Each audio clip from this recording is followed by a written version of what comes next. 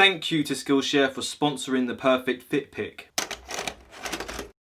Are you struggling to hit triple digits on the gram? Are your photos so bad that you have the caption "felt cute, might delete later," but unironically? Do you never ever get into sick fits? Well, listen here, you little punk. Do I have the video for you today? I have compiled all of the knowledge that I've gathered throughout the years on the art of the fit pic. Now, quick disclaimer, I am not an expert by any means, but through years of trial and error, case studies on successful influencers, and just common sense really, I hope there's something that you can take away here today to up your fit pic game and finally update your Twitter bio from swagless homie to "for business inquiries contact how to take the perfect fit pic." The outfit, the subject matter, the whole point of taking a fit pic in the first place. This is the first thing you should really be happy with before you even think about setting that self timer. This isn't a section about telling you what to wear, because the truth is, it's down to you.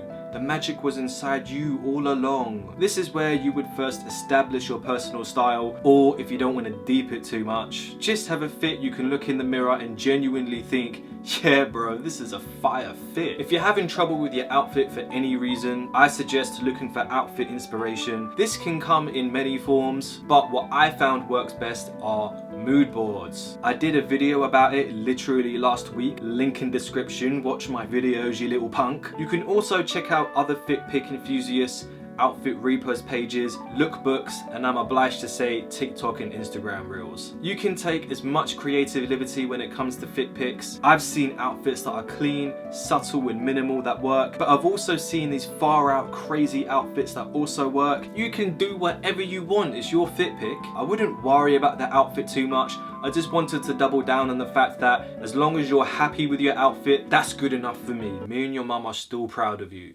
Choose your weapon. Surprisingly, an overlooked factor when it comes to a serious fit pic is the hardware that you're using. There's no point having the hardest fit in the room if you're taking the photo on an Android phone, haha. But in all seriousness, camera quality is important. If you have access to a proper chunky DSLR camera, I would recommend using one of these for that top tier, high quality fit pic. It's a little bit of a learning curve in its own subject matter that has its own scene. I think they call it photography. But if you have the basics down, and in my opinion, that's all you need for a fit pic, then having a DSLR camera will greatly improve the quality of your photos and is arguably better than anything a phone camera can do. I mean, have you seen the size of some of these lenses?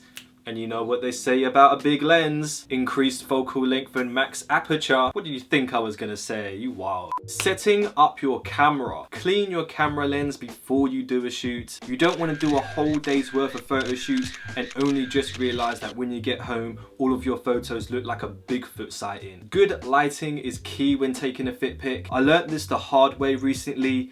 Dimly lit photos are hard to look at and are aesthetically off-putting in my opinion. Good lighting literally makes everything better. You don't want it overexposed where it looks like you're being partly raptured, but you don't want your photo underlit giving off grim "I live in a cave" vibes. I recommend using natural sunlight, which comes easy to those who are taking fit pics outside. Location, probation. The background to your fit pic doesn't necessarily have to match your outfit or even contrast it. It just has to vibe with the fit pic you have in your head. If you're using a tripod or a friend, make sure you take a photo of the scene you're going to be sitting in front of, just so you can visualize how the photo in your head will look.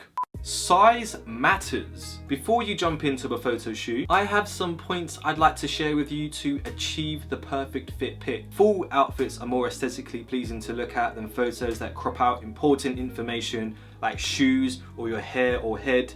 I don't mind headless outfits, but it makes me think you're hiding something. On the flip side of that, however, top half outfits are good if you want to focus on details. You've got to get creative with the bottom half photos though, like it can look a little weird at certain angles. So just reposition yourself or just find a way to make it work. Speaking of positions, position yourself in front of your camera as best you can or as close as you want it to be in the final picture. I would say keep it central, slightly to the left or right if you want to add a little bit of edge, but just make sure that you are the focal point of the picture. One thing I see when taking submissions for sick fits is people take these massive wide landscape shots. That's a beautiful, impressive photo of Parliament in the background, but you take up like 1/100th of the photo. That's more of a tourist holiday snap rather than a fit pic. Taking the fit pic. I'll be honest, this is the part of the process I have the most trouble with, but I find the best thing for a fit pic is to act natural. Nobody likes stiff looking photos that come across as unauthentic. Strike natural poses or simulate movement. Do a little walk, touch your hair, throw up gang signs, you get the point. Find what angles work best for you.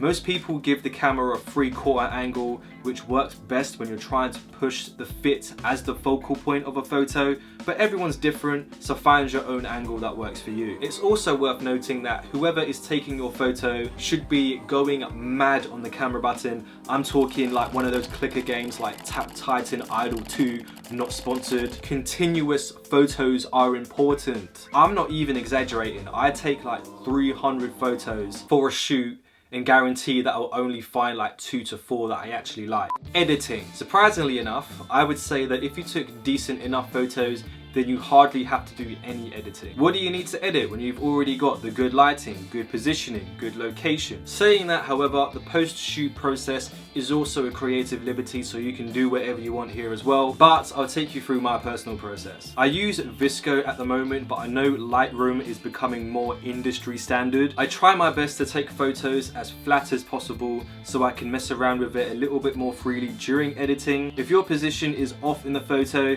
use the crop feature to make it a little bit more feng shui. If the lighting is a little off, turn the exposure up a notch or two at the cost of quality, but needs must unfortunately. I sharpen the image a little if the photo is a little soft, or if you want to really show off the details of an outfit. If the photo is a little on the warm side, readjust the temperature, add in some blue to balance it out, and that's pretty much it. Skillshare. If you want to learn more about achieving the perfect fit pic, or want to learn about photography in general, then I suggest taking a class on Skillshare.com. Skillshare is an online learning community with thousands of classes from a massive range of topics that will feed your creative hunger. There's a lot to gain from a Skillshare membership, especially for creatives and people who like to learn something new. Skillshare offers a catalogue of classes that range from plant care to iPhone photography, yo, that's what this video was talking about, to pretty much everything else in between. There's a community of millions on Skillshare, so staying inspired and productive is easy peasy, mate. If you want to further your fit pic photography addiction further, then I highly suggest Mobile Photography Basics for Instagram Success by Tyson Wheatley. Or if you want to jump into the learning curve that is DSLR cameras, then check out Fundamentals of DSLR Photography with Justin Bridges. Bonus time, bonus time! The first 1,000 people to use my sign up link in the description will get a free trial of Skillshare Premium membership, and after that, membership is less than £10 a month with an annual subscription. If you want to learn, then they've got the skills to share. Thank you to Skillshare for sponsoring today's video. How to take the perfect fit pic. So that was my little take on iPhone photography, or like how to post outfits for Instagram. This video comes from a place of like trial and error. After years of doing fit pics, it's weird how much information you actually gather without thinking about it. But I thought it was worth putting into a video just in case people aren't familiar with the little subtle things you have to do for a fit pic. I mean, none of this is like gospel. You don't have to do everything that I've said in the video, but I do think you can take away some of these points and apply to your own photography. Are we calling it photography? If you feel like I've left anything out, or you want to add your own little hot take about fit pics, then let me know in the comment section down below. If you like this video, then give it a like. If you dislike this video, 100 years of bad fit pics, press the little subscribe button. That's how you press the subscribe button.